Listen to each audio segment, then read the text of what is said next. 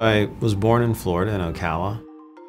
I grew up in a small town north of Ocala called Martin, Florida. It's a small rural farming community. I feel like I am a country boy at heart. I'm the youngest of 3 kids. My father, Alberta, Benjamin Brown were mathematics teachers. That gave us a lot of impetus to study math and science. My mother used to always tell me, she said, you're doing well, but you really haven't been tested. She would, keep my feet on the ground, let's just say, so I wouldn't get too impressed with myself. My mother came in with this brochure. She said, would you like to go to summer school at Exeter?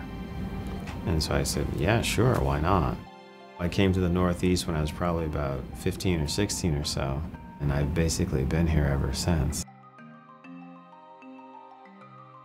I had decided to do medicine, and I decided to do my PhD in statistics. That was a rather avant-garde idea at the time. Data sciences is a big issue now, but if you go back, 40 years, that wasn't necessarily the case. And then during my 3rd year in medical school, I really fell in love with anesthesiology. And I really wasn't trying to think of how I would mesh statistics with anesthesiology.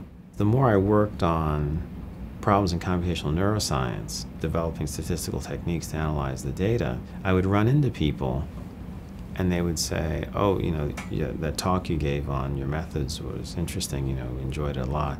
I hear you're an anesthesiologist, how does anesthesia work? And I go, I have no idea.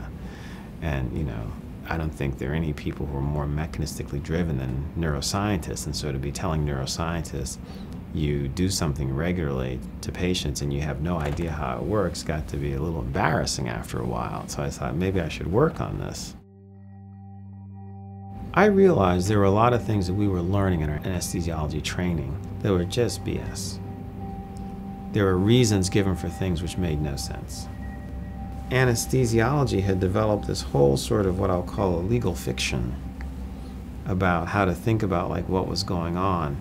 And people were very, very happy having it be like a black box phenomenon, because if it's a black box phenomenon, you can say anything. No one's pinning you down. And it was even worse than that. It's not that it's unknown. It was perceived as so complex that it was unknowable. And then the more I applied the neuroscience paradigms, like, wow, I can draw circuits.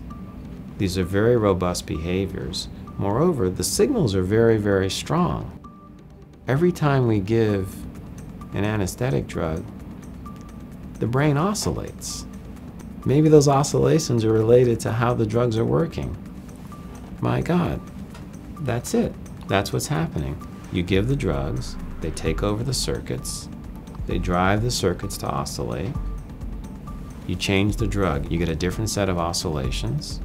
It all started to come together, not just in a basic science sense, but also in a clinical sense. It jibed perfectly with what I saw in the operating room. The idea that you can do something and then the patients are better off because of what you did, nothing could be better. There's no cooler feeling. And you can walk in the room and say, Mr. So-and-so, I'm going to take very good care of you. You could not be in better hands. We're going to make sure that you're perfectly unconscious during the procedure.